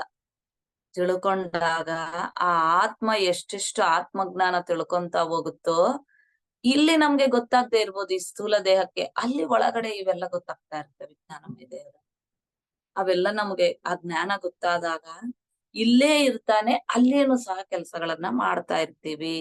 ಯಾವ ತರ ಮಾಡ್ತೀವಿ? ಮತ್ತೆ ಇವು ಎಲ್ಲ ದೇಹಗಳನ್ನ ಸಂಯೋಗ ಮಾಡ್ಕೊಂಡು ಮಾಡೋದು, ಅತ್ಯಂತ ಶಕ್ತಿವಂತವಾಗಿ ಮಾಡೋದು ಅಂತ ಹೇಳ್ತಾ ಇದ್ದಾರೆ. ಸರಿಯಾದ ಧ್ಯಾನ ಮಾಡುವುದರಿಂದ, ನೋಡಿ, ಸರಿಯಾದ ಧ್ಯಾನ ಮಾಡುವುದರಿಂದ ವಿಶ್ವದಲ್ಲಿರುವ ಪ್ರಾಣಶಕ್ತಿಯ ಒಂದು ನಿಲ್ಲುವಿಕೆ, ನಿಲ್ಲಿಸ್ಕೋಬೇಕು. ಇವಾಗ ಗಡಿಗೆ ತುಂಬಾ ನೀರ್ ತುಂಬಿಟ್ಟು ತೂತುಗಳಿಟ್ರೆ ಹೆಂಗ ಹೊರಟೋಗ್ತಾ ಇರತ್ತಲ್ವಿ, ಎಷ್ಟು ತುಂಬಿದ್ರು ಅದು ಹೋಗದೆ. ಅದೇ ಅದನ್ನ ಕ್ಲೋಸ್ ಮಾಡ್ಬೇಕು, ಏನಾನ ಮತ್ತೆ ಅದು ಜಾಯಿಂಟ್ ಆಗೋಂಗೆ ಮಾಡ್ಬೇಕು, ನೀರು ಹೋಗ್ಲಾರ್ದಂಗೆ ಮೆತ್ತಬೇಕು, ಹುಣಸೆ ಹಣ್ಣು ಮೆತ್ತಬೇಕು, ಇನ್ನೇನೋ ಮೆತ್ತಬೇಕು. ಹಂಗೆ ಸರಿಯಾದ ಧ್ಯಾನ ಮಾಡುವುದರಿಂದ ವಿಶ್ವದಲ್ಲಿರುವ ಪ್ರಾಣಶಕ್ತಿಯ ನಿಲ್ಲುವಿಕೆಯನ್ನು ಮೂರು ಶರೀರಗಳಲ್ಲಿರುವ ಮೂರು ಶರೀರಗಳೊಳಗಡೆ ಅಪಾರವಾಗಿ ಹೋಗುತ್ತಾ ಒಂದು ಆಯಾ ಶರೀರಗಳ ಪ್ರಾಣಶಕ್ತಿ ಆವರ್ತನೆಗಳನ್ನು ಪಟಿಷ್ಠಗೊಳಿಸುತ್ತಾ ಆ ವ್ಯಕ್ತಿಯನ್ನು ಅನೇಕ ಸ್ವಸ್ಥತಾಚರ್ಯಗಳಲ್ಲಿ ಪಾಲ್ಗೊಳ್ಳುವ ಹಾಗೆ ಮಾಡುತ್ತದೆ. ಚಿಕ್ಕ ದೊಡ್ಡ, ಹೆಣ್ಣು ಗಂಡು ಇಂತಹ ತಾರತಮ್ಯ ಭೇದಗಳನ್ನ ಅನುಸರಿಸಿ ಮತ್ತು ಅವರವರ ಜೀವನ ವ್ಯಾಪಾರಗಳನ್ನು ಅನುಸರಿಸಿ ವಿವಿಧ ಸ್ಥಿತಿಗಳಲ್ಲಿ ಪ್ರತಿಯೊಬ್ಬರಲ್ಲಿ ವಿವಿಧ ಸ್ಥಿತಿಗಳಲ್ಲಿ ಪ್ರತಿಯೊಂದು ವ್ಯಕ್ತಿಯಲ್ಲಿಯೂ ಸಹ ನೋಡಿ, ಚಿಕ್ಕ ದೊಡ್ಡ, ಹೆಣ್ಣು ಗಂಡು ಅನ್ನೋ ತಾರತಮ್ಯ ಭೇದಗಳಿಲ್ಲದೆ ಅನುಸರಿಸಿ ಅವರ ಜೀವನ ವ್ಯಾಪಾರಗಳನ್ನು ಅನುಸರಿಸಿ ವಿವಿಧ ಸ್ಥಿತಿಗಳಲ್ಲಿ ಒಬ್ಬೊಬ್ಬ ವ್ಯಕ್ತಿಯಲ್ಲಿರುವ ಈ ಪ್ರಾಣಶಕ್ತಿಯ ಒಂದು ನಿಲ್ಲುವಿಕೆ ಮತ್ತು ಆವರ್ತನೆಗಳು ಇರುತ್ತವೆ. ಹೌದಲ್ಲ? ಅವರವರ ಜೀವನ ವ್ಯಾಪಾರಗಳನ್ನು ಅನುಸರಿಸಿ ನೋಡಿ, ಇವೆಲ್ಲವನ್ನು ಒಂದಾನೊಂದು ಜೀವಿಯ ಒಂದು ಜೀವನದ ಪರಿಮಾಣವನ್ನು ಅನುಸರಿಸಿ ಇರುವ ಈ ಪ್ರಾಣಶಕ್ತಿ ಆವರ್ತನೆಗಳು ನಿಮ್ನ ಸ್ಥಾಯಿಗೆ ಸೇರಿರುವ ಸ್ಥೂಲ ದೇಹ ಪ್ರಕಂಪನ ಸ್ಥಾಯಿಯಲ್ಲಿ ಸುಮಾರು ಇತರರ ದೇಹಗಳ ಒಂದು ಪ್ರಾಣಶಕ್ತಿ ಆವರ್ತನೆಗಳನ್ನು ಹೋಲಿರುವ ಮಧ್ಯಮ ಮತ್ತು ಉನ್ನತ ಸ್ಥಾಯಿಗೆ ಸೇರಿರುವ ಮನೋಗತ ವಿಜ್ಞಾನಮಯ ಶರೀರ ಸ್ಥಾಯಿಗಳಲ್ಲಿರಬೇಕಾದಾಗ ಮಾತ್ರ ಬಹಳ ವಿಭಿನ್ನವಾಗಿರುವ ಆ ವ್ಯಕ್ತಿಯ ಒಂದು ಸಂಪೂರ್ಣ ಮೂರ್ತಿಮತ್ವವನ್ನು ಪ್ರಕಟಗೊಳ್ಳುತ್ತಾ ಇರುತ್ತವೆ. ಒಂದು ಜೀವಿಯ ಒಂದು ಜೀವನದ ಪರಿಮಾಣವನ್ನು ಅನುಸರಿಸಿ, ಇದು ನಂಗೂ ಬೇಗ ಅರ್ಥ ಆಗ್ಲಿಲ್ಲ. ಒಂದು ಜೀವಿಯ ಒಂದು ಜೀವನದ ಪರಿಮಾಣವನ್ನು ಅನುಸರಿಸಿರುವ ಈ ಪ್ರಾಣಶಕ್ತಿ ಅನ್ನೋದೇನ್ ತಗೊಂತಾ ಇರ್ತೀವಿ, ಅದು ಕೆಳಮಟ್ಟದ ಸೂಕ್ಷ್ಮ ಸ್ಥೂಲ ದೇಹ ಸುಮಾರು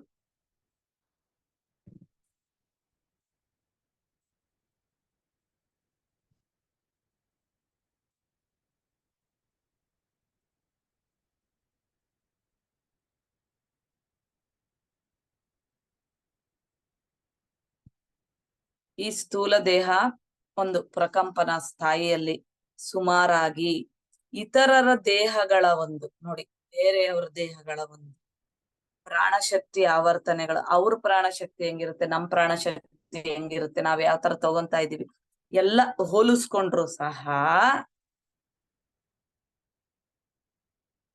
ನೋಡಿ, ಇಲ್ಲೇ ನಾವು ಬೇರೆ ರೀತಿ ವರ್ಕ್ ಮಾಡ್ಕೊಂತ ಇರ್ತೀವಿ. ಎಲ್ಲ ನೋಡ್ರಿ, ನೀವೊಂದ್ ನಮೂನಿ, ನಾವೊಂದ್ ನಮೂನಿ, ಬೇರೆಯವ್ರೇ ಒಂದ್ ನಮೂನಿ. ಧ್ಯಾನಕ್ಕೆ ಬಂದವ್ರ ಒಂದ್ ನಮೂನಿ, ಧ್ಯಾನಕ್ಕೆ ಬರ್ದೇ ಇದ್ದವ್ರೆ ಎಷ್ಟು ಡಿಫ್ರೆಂಟ್ ಕ್ಯಾಟಗರಿ ಎಲ್ಲ ನೋಡಿ ಹೆಂಗಿರುತ್ತೆ. ಈ ತರ ಇದ್ದಾಗ್ಲೂ ಸಹ ಒಂದು ಮನೋಗತ ದೇಹ ವಿಜ್ಞಾನಮಯ ಶರೀರ ಸ್ಥಾಯಿಗಳಲ್ಲಿ ಮಾತ್ರ ಇನ್ನೂ ವಿಭಿನ್ನವಾಗಿ ವರ್ಕ್ ಮಾಡ್ತಾ ಆ ಒಂದು ವ್ಯಕ್ತಿಯ ಸಂಪೂರ್ಣ ಮೂರ್ತಿ ತತ್ವವನ್ನು ಪ್ರಕಟಗೊಳ್ಳುತ್ತಲೇ ಇರುತ್ತವೆ. ನೋಡಿ, ಇಲ್ಲೇ ಒಂದು ನಮೂನಿ, ಅಲ್ಲೇ ಒಂದು ನಮೂನಿ. ಇಲ್ಲೇನೋ ನಾವು ನೋಡಕ್ಕೆ ದೇಹಗಳು ಧರಿಸಿರ್ತೀವಿ, ಎಲ್ಲ ಕೆಲ್ಸಗಳೆಲ್ಲ ತರ ಮಾಡ್ಕೊಂತಾನೆ ಇರ್ತೀವಿ, ಇಲ್ಲ ಅನ್ನೋದು. ಆದರೆ ಈ ಮನೋದೇಹ ಬೇರೆ ರೀತಿನಲ್ಲಿರುತ್ತೆ, ವಿಜ್ಞಾನಮಯ ದೇಹ ಬೇರೆ ರೀತಿನಲ್ಲಿರುತ್ತೆ ನೋಡಿ. ಆ ಎಲ್ಲರೂ ಒಟ್ಟಿಗೆ ಧ್ಯಾನಕ್ಕೆ ಬರ್ತೀವಪ್ಪ, ಒಬ್ಬೊಬ್ರು ಒಂದೊಂದ್ ರೀತಿ ಕೆಲಸ ಮಾಡ್ತಾ ಇರ್ತಾರೆ. ಒಬ್ರು ಬಹಳ ಬೇಗ ಬೆಳಿತಾರೆ, ಬಹಳ ಬೇಗ. ಎಲ್ಲಾರು ಒಟ್ಟಿಗೆ ಬಂದಿದೀವಿ, ಇವ್ರು ಎಷ್ಟು ಒಬ್ರು ಸಾಧಾರಣವಾಗಿ ಇರ್ತಾರೆ, ಒಬ್ರು ಏನೆಲ್ಲ ಮಾಡಿದ್ರು ಬದಲಾವಣೆ ಆಗ್ತಾ ಇರುತ್ತೆ, ಅಂದ್ರೆ ಅಷ್ಟು ಫಾಸ್ಟ್ ಇರುತ್ತೆ. ಒಬ್ರು 100 ಪುಸ್ತಕಗಳು ಓದ್ತಾರೆ, ಒಬ್ರು 200 ಪುಸ್ತಕಗಳು ಓದ್ತಾರೆ, ಒಬ್ರು 2000 ಬುಕ್ಗಳು ಓದ್ತಾರೆ, ಒಬ್ರು 20,000 1,00,000 ಬುಕ್ಗಳು. ಎಷ್ಟು ವ್ಯತ್ಯಾಸ ನೋಡ್ರಿ, ಹೆಂಗೆ ಇದೆಲ್ಲ. ಆ ಮಟ್ಟ, ವಿವಿಧ ಪರಿಧಿಗಳ ಮಟ್ಟ, ದೇಹ ಮಾತ್ರ ಇಲ್ಲೇ ಇರುತ್ತೆ. ಎಲ್ಲರೂ ಹಿಂಗೆ ಧ್ಯಾನ ಮಾಡ್ತಾರೆ, ಎಲ್ಲರೂ 4 ತಾಸೆ ಧ್ಯಾನ ಮಾಡ್ತಾರೆ. ಆದ್ರೆ ಅದನ್ನ ಯೂಸ್ ಮಾಡ್ಕೊಳ್ಳೋವೆ ಈಗ ಅರ್ಥ ಆಯ್ತಲ್ವಾ, ಎಷ್ಟು ಭಿನ್ನವಾಗಿರುತ್ತದೆ ಅನ್ನೋದಕ್ಕೆ. ಇದು ಒಂದು ಹೋಮೇಜ್ ಟು ದ ಸನ್ ಅನ್ನುವ ಒಂದು ಆಂಗ್ಲ ಮೂಲದಿಂದ ಎಡಿಟ್ ಮಾಡ್ಕೊಂಡಿದ್ದಾರೆ. ವಿವಿಧ ತಲಗಳು, ವಿವಿಧ ವ್ಯಕ್ತಿತ್ವಗಳು, ವಿವಿಧ ಪರಿಧಿಗಳು, ವಿವಿಧ ವ್ಯಕ್ತಿತ್ವಗಳು ನೋಡಿ. ಅಸ್ತಿತ್ವ ವ್ಯಕ್ತಿತ್ವಗಳೊಂದಿಗೆ ಎಷ್ಟು ಬದಲಾವಣೆ ಆಗಿದೆ. ಇದೊಂದು ಟಾಪಿಕ್ ಚೆನ್ನಾಗಿದೆ ಅಲ್ವೇ. ಒಂದು ವೆರೈಟಿ ಕ್ಯಾಪ್ಷನ್ಸ್ ಇಟ್ಕೊಂಡು ನಾವು ಎಷ್ಟೋ ಜ್ಞಾನವನ್ನ ತಿಳ್ಕೊಂತ ಇದೀವಿ. ಧ್ಯಾನ ಜಗತ್ ಪುಸ್ತಕಕ್ಕೆ, ಪತ್ರಿಜಿ ಗುರುಗಳಿಗೆ, ನಮಗೆ, ನಿಮಗೆ, ಹಾಸ್ಟೆಲ್ ಮಾಸ್ಟರ್ಸ್ ಎಲ್ಲರಿಗೂ ಈ ಅದ್ಭುತ ಅವಕಾಶಕ್ಕೆ ಕೃತಜ್ಞತೆಗಳು. PCSP ತಂಡಕ್ಕೆ ಎಲ್ಲರಿಗೂ ಕೃತಜ್ಞತೆ. ಮಾತೃದೇವೋಭವ, ಪಿತೃದೇವೋಭವ, ಆಚಾರ್ಯ ದೇವೋಭವ, ಅತಿಥಿ ದೇವೋಭವ. ನೋಡಿ, ಈ ಎಲ್ಲ ವಿಷಯಗಳನ್ನ ನಿಮ್ಮ ಮನೆಯಲ್ಲಿ ಮಕ್ಕಳಿಗೂ ಸಹ ಚಿಕ್ಕದಾಗಿ ಹೇಳ್ರಿ. ಅಯ್ಯೋ ಇದೆಲ್ಲ ಕೇಳಿ ಇದು ಓದೋದ್ ರೀತಿನಲ್ಲಿರುತ್ತೆ. ನಾವು ನಮ್ಗೆ ಇವಾಗ ಮಾತಾಡ್ಕೊಂಡಿರ್ತೀವಲ್ಲ, ಹೇಳ್ಕೊಂಡಿರ್ತೀವಲ್ಲ, ನಿಮ್ಮದೇ ಆಗಿರ್ತಕ್ಕಂಥ ಶೈಲಿನಲ್ಲಿ, ಭಾಷೆನಲ್ಲಿ ಸರಳವಾಗಿ ಒಂದು ಶರೀರ ಅಂದ್ರೆ ಹೆಂಗಿರುತ್ತೆ, ಒಂದು ಮನಸ್ಸು ಅಂದ್ರೆ ಹೆಂಗಿರುತ್ತೆ, ಒಂದು ವಿಜ್ಞಾನಮಯ ದೇಹ ಹೆಂಗಿರುತ್ತೆ. ಚಿಕ್ಕ ಮಕ್ಕಳು ಇರ್ಬೇಕಾದಾಗೆ, ಅವ್ರು ಚಿಕ್ಕ ಮಕ್ಕಳು ಅಂತ ಅನ್ಕೊಳ್ಳಾರ್ದಂಗೆ, ಅವ್ರು ಟೆಕ್ಸ್ಟ್ ಬುಕ್ಸ್ ಓದ್ತಾ ಇರ್ಬೇಕಾದಾಗ ಅವ್ರ ಪುಸ್ತಕದಲ್ಲೇ ಏನೋ ಒಂದ್ ಸಿಗುತ್ತೆ ನಿಮ್ಗೆ. ಅವ್ರೇನೋ ಮಾತಾಡ್ತಾ ಅವ್ರಿಗೆ ಏನೋ ಒಂದ್ ಸಿಗುತ್ತೆ ಕಾನ್ಸೆಪ್ಟ್ಸ್. ಆಗ ಅದನ್ನ ಹಿಡ್ಕೊಂಡು ಇವನ್ನೆಲ್ಲ ಅವ್ರಿಗೆ ತಕ್ಕಂತೆ ತಿಳಿಸ್ರಿ. ಸುಮ್ಮನೆ ಒಂದು ಮಾತಿನಲ್ಲಿ ತಿಳಿಸಿ ಬಿಟ್ಟು ಬಿಡ್ಬೇಕು. ಇವ್ರು ಕೇಳಲ್ಲ ಅವ್ರು ಕೇಳಲ್ಲ ಅನ್ನಬಾರ್ದು, ಹೇಳ್ಬೇಕು, ಬಿಟ್ಟು ಬಿಡ್ಬೇಕಷ್ಟೇ. ಅದು ಯಾವಾಗ ಹೆಂಗೆ ಯಾರ ರೂಪದಾಗ ಹೆಂಗ್ ವರ್ಕ್ ಆಗ್ಬೇಕೋ ಹಂಗ್ ವರ್ಕ್ ಆಗುತ್ತೆ ಅಷ್ಟೇ. ಅವ್ರು ಕೇಳೋದಿಲ್ಲ, ಇವ್ರಿಗೆ ಯಾರು ಯಾವಾಗ ಬರ್ಬೇಕೋ ಅವಾಗ ಬರ್ತಾರಷ್ಟೇ. ಯಾಕಂದ್ರೆ ಇವಾಗ ಇಷ್ಟು ತಿಳ್ಕೊಂಡಿದೀವಲ್ಲ, ಒಬ್ಬೊಬ್ರ ಮಟ್ಟ ಬೇರೆ ಇರುತ್ತೆ ಅಷ್ಟೇ. ಹಾಗೆ ಹೇಳ್ರಿ, ವಿಷಯಗಳು ತಿಳಿಸ್ರಿ ಅಂತ ಹೇಳ್ತಾ, ಇಂತ ಒಂದು ಯೂಟ್ಯೂಬ್ ಚಾನಲ್ ಅನ್ನ ನೀವೆಲ್ಲ ಕಡೆ ಶೇರ್ ಮಾಡ್ರಿ. ಒಂದು ಲಿಂಕ್ ಅನ್ನ ಲೈಕ್ ಮಾಡಿ, ಶೇರ್ ಮಾಡಿ, ಸಬ್ಸ್ಕ್ರೈಬ್ ಮಾಡ್ರಿ ಅಂತ ಹೇಳ್ತಾ, ನೋಟಿಫಿಕೇಶನ್ಗಾಗಿ ಬೆಲ್ ಬಟನ್ ಒತ್ತರಿ. ನೋಟಿಫಿಕೇಶನ್ಸ್ ಬರ್ತಾ ಇರುತ್ತೆ. ಎಲ್ಲರಿಗೂ ಧನ್ಯವಾದ. Thank you master. ತಮ್ಗೆ ಪಿರಮಿಡ್ ಕಾಲ್ ಸರ್ವಿಸ್ ಬೆಂಗಳೂರು ವತಿಯಿಂದ ಎಲ್ಲ ಆತ್ಮಬಂಧುಗಳ ಪರವಾಗಿ ಅನಂತ ಅದ್ಭುತವಾದ ಜ್ಞಾನವನ್ನ ತಿಳಿಸ್ಕೊಟ್ಟಿದ್ದೀರಾ ಮಾಸ್ಟರ್. ಯಾರಾದ್ರೂ ಅನುಭವ ಹಂಚಿಕೆ ಅಥವಾ ಪ್ರಶ್ನೆ ಇದ್ರೆ ಹ್ಯಾಂಡ್ ರೈಸ್ ಮಾಡಿ, ಮಾಸ್ಟರ್ ಹತ್ರ ಮಾತಾಡಿ.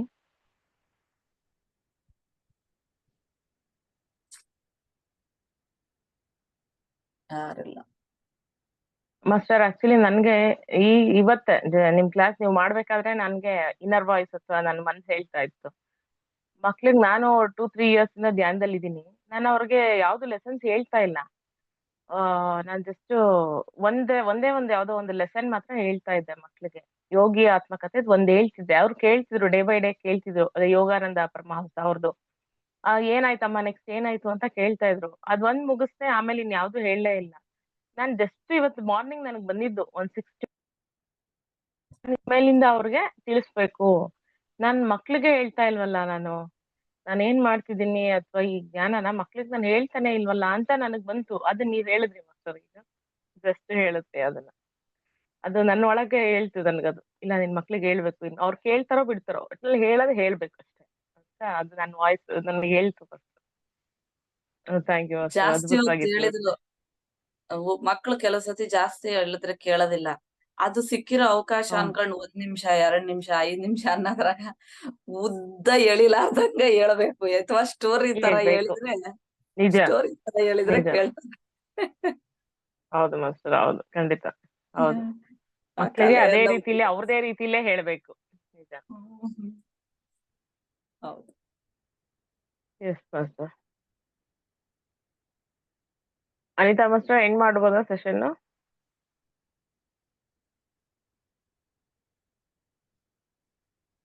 ಮಾಸ್ಟರ್ ತಮ್ಮ ಅಮೂಲ್ಯವಾದ ಸಮಯವನ್ನ PCSP ನೀಡಿದ್ದಕ್ಕೆ ತಮಗೆ ಆತ್ಮವಂದನೆಗಳನ್ನ ಸಲ್ಲಿಸ್ತಾ ಝೂಮ್ ಹಾಗೂ ಯೂಟ್ಯೂಬ್ ಅಲ್ಲಿ ವೀಕ್ಷಿಸ್ತಕ್ಕಂಥ ಎಲ್ಲ ಆತ್ಮಬಂಧುಗಳಿಗೆ PCSP ವತಿಯಿಂದ ಅನಂತ ಧನ್ಯವಾದಗಳು. Thank you. Thank you.